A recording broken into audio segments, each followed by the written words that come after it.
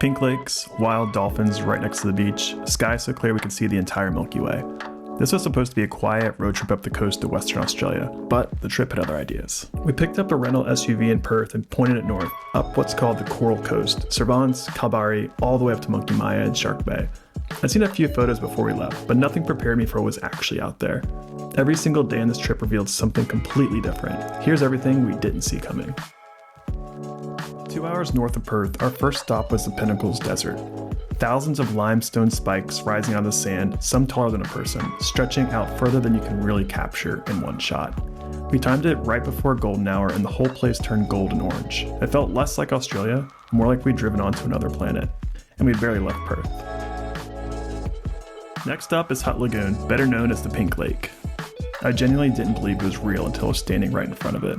It's not a filter, and it's not an angle of the sun. The water is actually properly pink.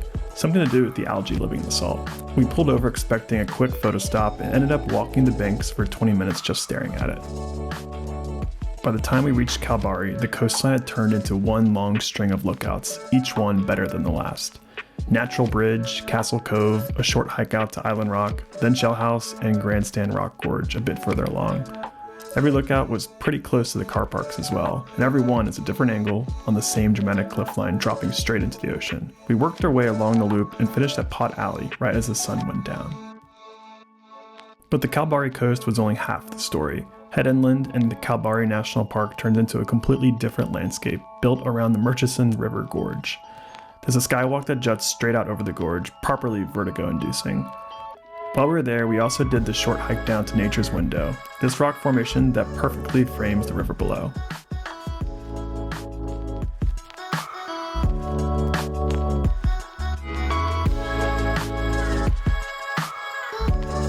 We also did the Z-bend hike down to the riverbank.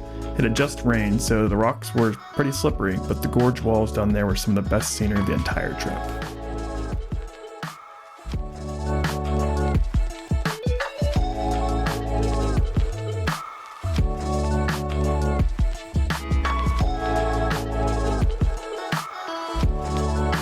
This one I genuinely wasn't planning for. 3 nights on this trip, the skies were completely clear with zero light pollution, and I got to test the night-lapse mode on my new GoPro Mission 1 Pro for the first time. What it picked up still doesn't feel real to me. The entire Milky Way just sitting there above our accommodation. If you've never seen a dark sky like this, it's worth the drive on its own. Then there's the reason most people actually come to Monkey Maya.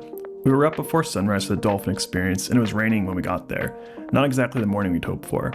But it cleared just in time, and a few minutes later we had multiple dolphins swimming right along the shoreline, close enough to see every detail. We came back later that day and spotted more, just casually cruising past the beach like it was nothing. This next spot didn't even make most of the guides we read before the trip, and it ended up being one of our favorites, Little Lagoon Creek. Just this impossibly blue, still water sitting against the bright red earth. It's one of those places you stumble onto and want to stay longer than you had planned. The last stretch of the trip turned out to be the most dramatic, Francois Peron National Park. The roads in here are 4-wheel drive only, so we booked a tour to get in properly. We saw rays gliding through the shallows at Skipjack Point, and then walked a short trail over to Cape Peron for the beautiful coastline views.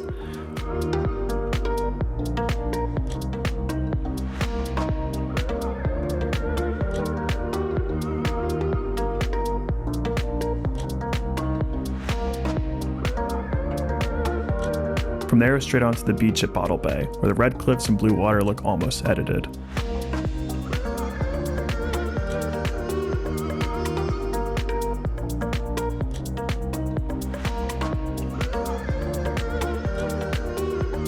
Our next stop was Big Lagoon Campground. The lagoon was beautiful, but there were lots of sandflies, so be sure to come prepared.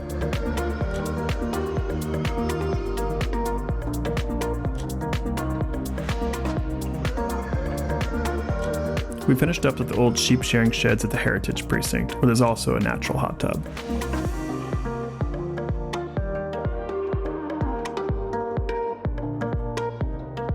It's a long way back to Perth, so we broke up the drive with overnight stops in Geraldon and Cervantes.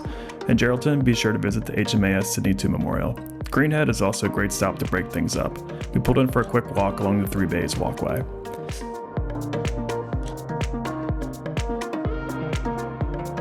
And if you happen to be in Cervantes around lunchtime, the Lobster Shack is well worth it, right on the beach with great food. I went in thinking this would be just a quiet coastal drive. It turned into pink lakes, dolphins, and clearer night skies than I've ever filmed.